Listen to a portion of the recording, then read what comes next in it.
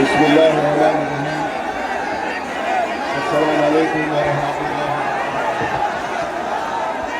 मौजूद हाज़रीन इकराम, भाई आप लोग अपने बैठ जाओ। खाली कैंडिडेट मुश्ताक साहब करेंगे, बैठ जाइए, बैठ जाइए पूरे।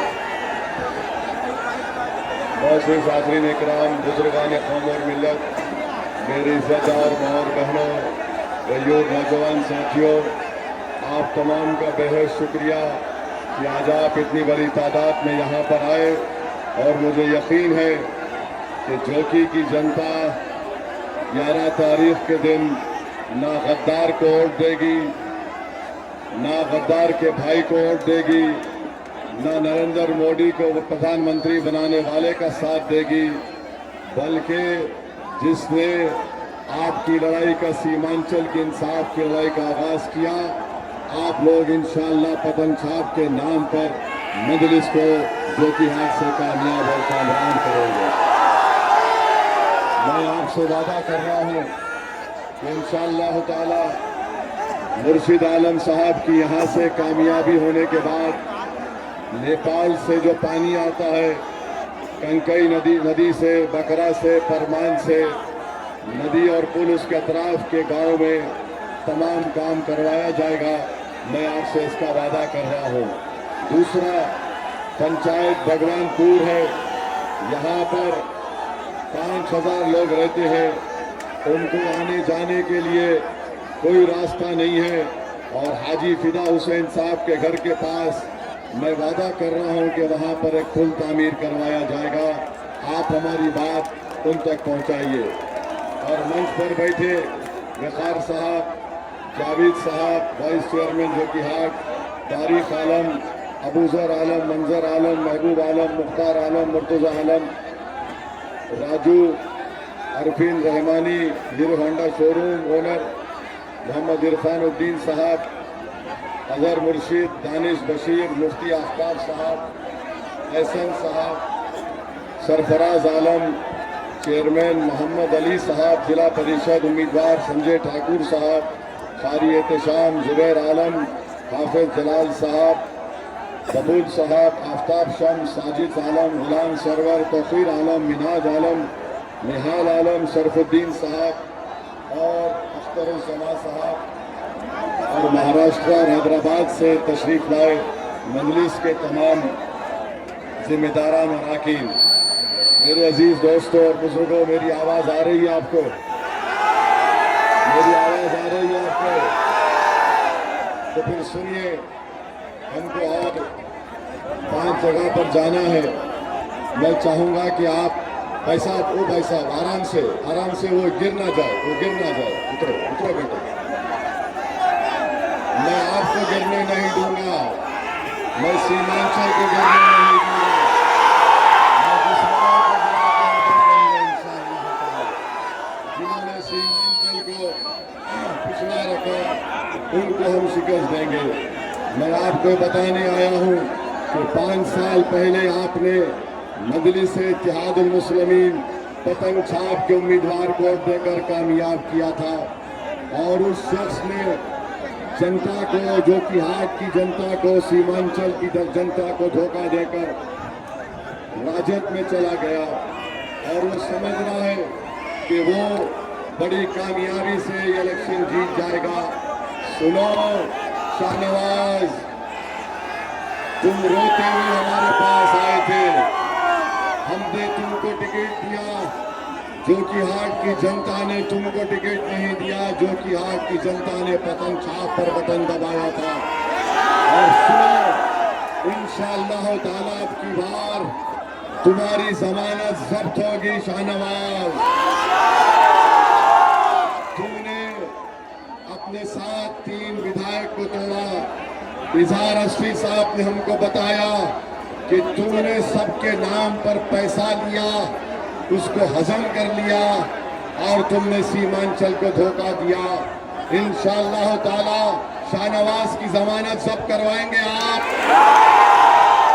अब दूसरी बात, शाहनवाज के बड़े भाई सरफराज साहब एक बाप की औलाद हैं, एक ही खून है, एक ही घर में रहते हैं, मगर बताइए, जब दो भाई एक दूसरे से बात नहीं करते तो क्या वो आपके वोट के हकदार हैं? जब दो भाई मिलकर सामने नहीं आते तो वो सीमांचल और जोकीहाट का क्या विकास करेंगे, क्या इंसाफ करेंगे? और जनाब सरफराज साहब उस आदमी की पार्टी के उम्मीदवार हैं जिसने 2012 से लेकर 14 तक नरेंद्र मोदी का इलेक्शन का मैनेजर था। उसने मोदी को प्रधानमंत्री बनाने में एक बहुत बड़ा रोल अदा किया। तो क्या आप ऐसे आदमी को, ऐसी पार्टी को वोट देंगे?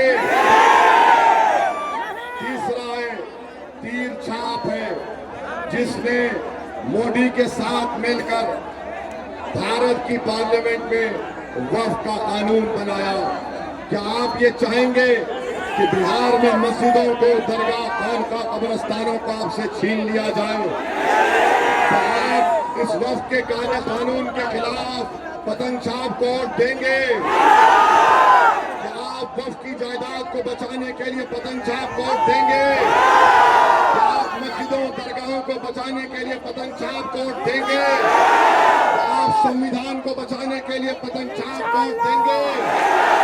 तो जवाब आपको तेजस्वी को देना है कि तुमने हमारे विधायक को, जिसको हमने वोट डाला था, उसको नहीं दिया था, मंजलिस को दिया था।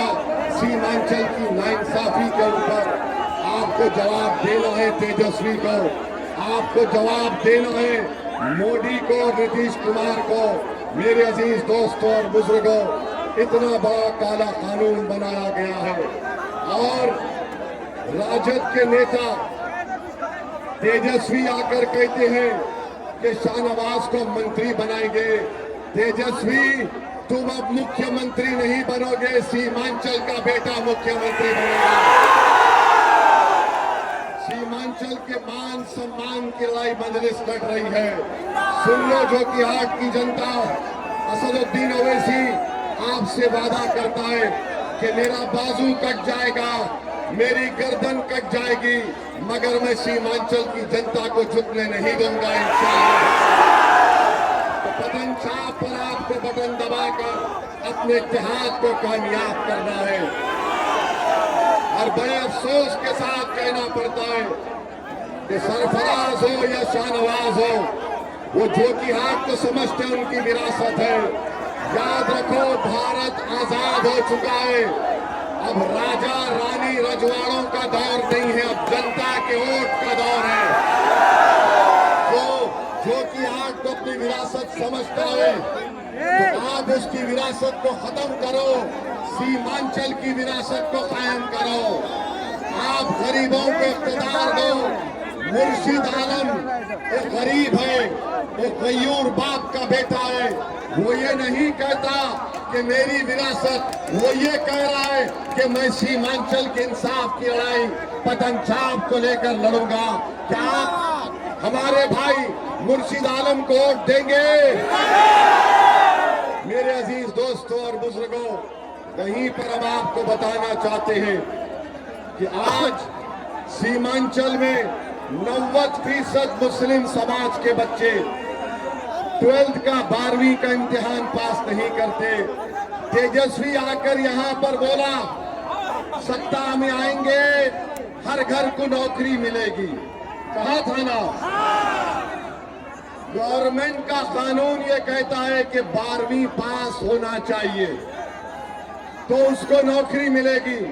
90% अल्पसंख्यक समाज के बच्चे 12वीं पास नहीं है, कैसे नौकरी मिलेगी बताओ? और हैरत की बात यह है कि सरकार बोलती है कि 12वीं जमात पास होना जरूरी है तब नौकरी मिलेगी। तेजस्वी 12वीं पास है, वो 9वीं पास है। 9वीं पास मुख्यमंत्री बन सकता है। जिसको उन्होंने 12वीं जमात नहीं पास करवाया उसको कह रहे वोट दो, नौकरी दूंगा। ओवैसी आपसे वादा कर रहा है